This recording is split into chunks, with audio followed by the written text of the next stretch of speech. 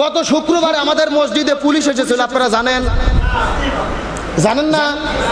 DB police এসেছিল গত শুক্রবার, একেবারে শুরু থেকে শেষ পর্যন্ত ওই দরজায় দাঁড়িয়ে থেকে আলোচনা শুনে শেষে আমার সঙ্গে দেখা হলো। আমাকে বলতেছে, হুজুর আসলে আপনি তো আসতে চাইনি, আমরা আসতে চাই না, 1.5 মাস হলে আপনাদের এখান থেকে ফোন যায়, বারবার ফোন যাওয়ার কারণে আমি এসেছি। বিষয়টা কষ্টের নাকি হাস্যকর? পুলিশ যদি এমনিতেই আসতো আমার কোনো আপত্তি ছিল না, আমি যদি হক কথা বলি বাধা আসবেই, তারা আসতেই পারে। কিন্তু যখন বলে হুজুর আপনার এখান থেকে ফোন দেয়, এটা কি মেনে নেওয়ার মতো? এটা কি মুনাফিকি নয়? আমার সামনে ভালোভাবে কথা বলবেন, হাসবেন, দোয়া চাইবেন, চলাফেরা করবেন, মুসল্লি হয়ে নামাজ পড়বেন, আবার প্রশাসনকে ফোন দেবেন এখানে আসেন, এটা কি মুনাফিকি নয়? আমার নবীজির পিছে নামাজ পড়তে আব্দুল্লাহ ইবনে উবাই, আবার তিনি হলেন মুনাফিকদের সর্দার। আমি আপনাদেরকে একটা কথা সুস্পষ্ট করে বলতে চাই, একটা কথা পরিষ্কার করে জানিয়ে দিতে চাই, ইমামতিত্ব করা আমার জন্য ফরজ নয়, কিন্তু কোরআনের হক কথা বলা আমার জন্য ফরজ। আমি যদি ইমামতিত্ব না করি আমার কোনো গুনাহ হবে না, আমি আমার গ্রামে আমার মসজিদের ইমামের পিছে নামাজ পড়বো, আমার নামাজ হয়ে যাবে, কোনো সমস্যা নাই। কিন্তু আমাকে যখন আপনারা ইমাম বানাবেন, আমি খতিব হয়ে যখন এই মেম্বারে বসবো, এই মেম্বারে বসার পরে হক কথা বলা হলো ফরজ। তাহলে বোঝা যাচ্ছে খতিবগিরি করা ফরজ নয়, হক কথা বলা। তার কারণ খতিবগিরির দায়িত্ব নিয়ে মিম্বারে বসে আমি যদি কোরআনের সত্য কথাগুলো জাতির সামনে না বলি, কিয়ামতের ময়দানে আগুনের কাছে দিয়ে আল্লাহ আমার জিহ্বা ফেরেশতাদেরকে দিয়ে কেটে নেবেন। এখন আমরা কি জিহ্বা আগুনের কাছে দিয়ে কাটতে চাই? এজন্য আমি বলতে চাই, আমি প্রয়োজনে চাকরি করব না। আমি তো 2 বছর হলে আপনাদের এখানে এসেছি, সারা বাংলাদেশে মাহফিল করি, আমি গৌরব নিয়ে, ভালোবাসা নিয়ে, সাহস নিয়ে সারা দেশে বলি যে বাংলাদেশের কোন মসজিদে হক কথা বলা যাক আর না যাক, আমার মসজিদে আমি কোরআন হাদিসের আলোকে সত্য এবং হক কথা বলি। এটা সারা দেশে প্রকাশ করলাম, প্রচার করে বেড়ালাম। কিন্তু আজকের এই ঘটনার দ্বারা আমি খুবই ব্যথিত, কষ্টিত পেলাম। আমার এখান থেকেই ফোন দেয়। এখন আপনাদের কাছে আমার প্রশ্ন, আমি কি আপনাদের এলাকায় কোনো রাজনৈতিক দল করি? কোন দলের মিছিল মিটিংয়ে যাই? জামাতের পক্ষে ভোট চাই? ধানের শীষে ভোট চাই? নৌকাতে ভোট দিতে বারণ করি? আগামী নির্বাচনে আমি কি এলাকায় এমপি পদে দাঁড়াবো? চেয়ারম্যানের ভোটে দাঁড়াবো? আমার স্বার্থটা কি? আমি কোনো রাজনীতি করলাম না, কোনো দলে গেলাম না, কারো পক্ষে বিপক্ষে বললাম না, যা বলছি কোরআন হাদিসের আলোকে বাস্তবতার প্রেক্ষাপটে আমি হক কথা বলেছি। আর এই হকটা বলা আমার উপর ফরজ করেছেন কে? এখন আপনি সেই জন্য ফোন দিলেন। একটা কথা মনে রাখবেন, আমি কুষ্টিয়াতে চাকরি করতাম, এর আগেও বলেছি, আমাকে 20,000 টাকা মাস বেতন দিল শুধু 4 দিন জুমা পড়ার জন্য। 20,000 টাকা মাস হাদিয়ে দিত। বগুড়া কারবালা মসজিদে খতিবগিরি করেছি 2 বছর, ওখানেও ভালো সম্মানই দিত। আপনার এখানে আপনারা যে হাদিয়ে দেন, গর্ব অহংকার নয়।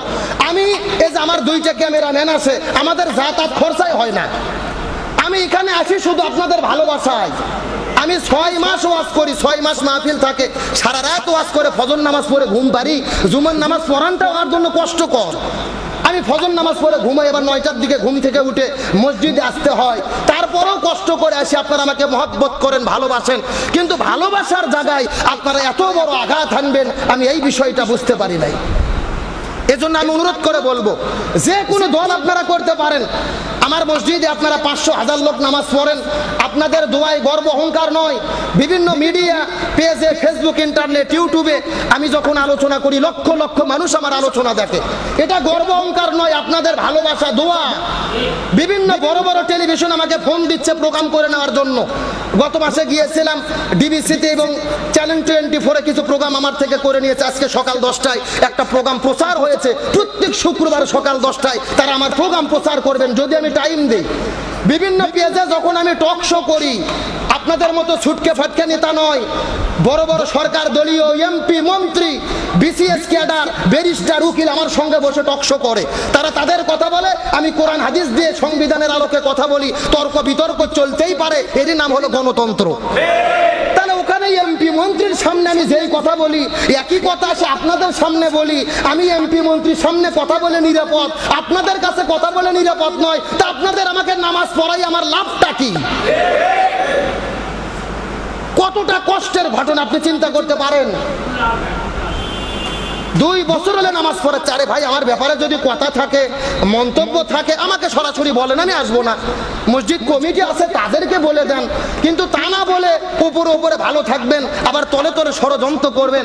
অনুরোধ করে বলি, দয়া করে এই মুনাফিকি নীতি অবলম্বন করবেন না।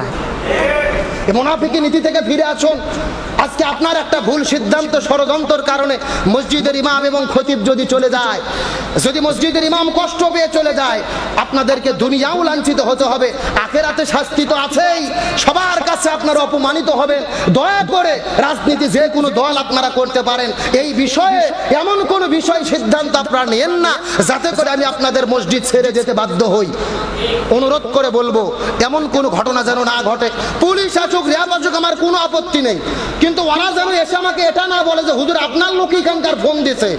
এর চাইতে বড় কষ্টের বেদনার ঘটনার একটা হতে, আমি সুস্পষ্ট করে বললাম, একজন ব্যক্তি আমাকে ভালোবাসেন মুখে মুখে, আমার পিছে নামাজও পড়েন, কিন্তু মনে মনে যদি দেখতে না পারেন, আপনারও নামাজ হবে না, আমিও গুনাহগার হব।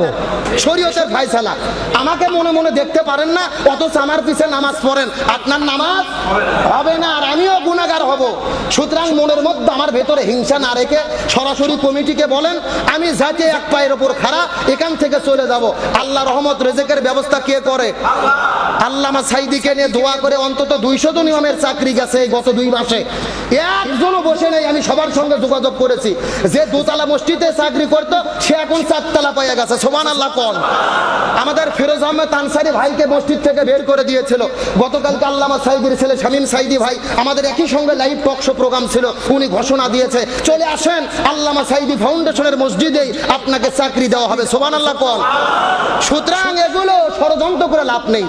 যেরকম তানজিম সাকিবের বিরুদ্ধে ইসলাম বিদ্বেষীরা লেগেছে, ইমানদারেরা তার পক্ষে দাঁড়িয়ে তার সম্মান বেড়ে গেছে। আপনি ইমামদের মসজিদ থেকে বের করবেন, তার চেয়ে বড় মসজিদ আল্লাহ জোগায়া দেবে। মনে রাখবেন, রিজিকের মালিক আপনারা নয়, রিজিকের মালিক হলেন আমার আল্লাহ, আর সম্মান দেওয়ার মালিক হলেন আমার আল্লাহ।